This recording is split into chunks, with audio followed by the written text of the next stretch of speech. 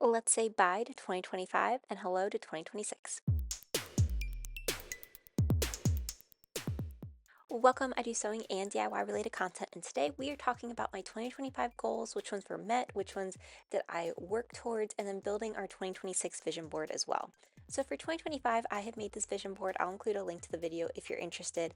I really wanted to focus on my sewing last year, learning new skills, growing my YouTube community, which we definitely did, working on this white fabric with the beads. I made a beautiful dress. I actually included in one of my favorite 2025 projects, and then just really growing my Etsy store, building out new patterns.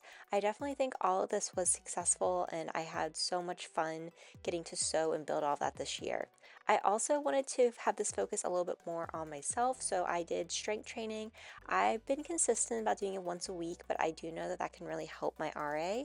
So I should try to maybe increase it slightly, especially resistance-based training. And then one thing that I do just really love to do is to run. So I had put a picture of running on my board too. I wanted to do maybe like one bigger race, and I actually did do that. I ran like a 10 miler.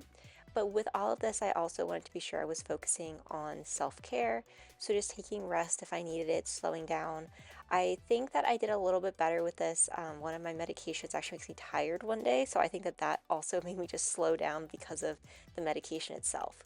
I did want to travel a little bit in 2025, and we did get to go to the beach a couple times. I went to San Antonio, but there's a couple items on here that I did not get to do. We did not go to South Carolina at all. That was one place we thought about going. And then I had included playing the piano. I wanted to start playing the piano again, so I included that on my vision board as a goal. And I started off really well for like January into part of February, but I started to have flare ups. And so I took a step back from that and then focused more on my joints. And so I do think I'm going to leave this off, especially for 2026. You know, it's one of those goals that I tried, it's just not going to work out right now, but maybe later on. So then for my 2026 board, the way that I build my boards is I go into Canva.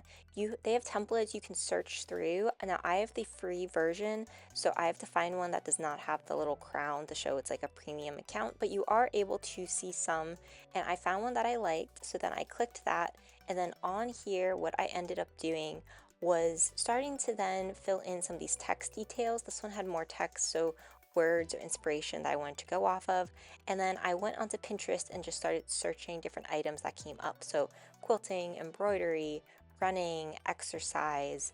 I do want to travel to a couple places next year. It looks like we're going to be traveling, so I put them on the board as well. Something new this year is I tried to stick with one consistent color scheme. So that's also something I'm trying to focus on with my store, my YouTube channel, is keeping things pretty consistent. So I went with the purples and greens that I normally do for my sewing and Etsy store. So I thought that was kind of a fun way to tie everything together. This is what my board currently looks like though. Now there are a lot of different ways that you could export this.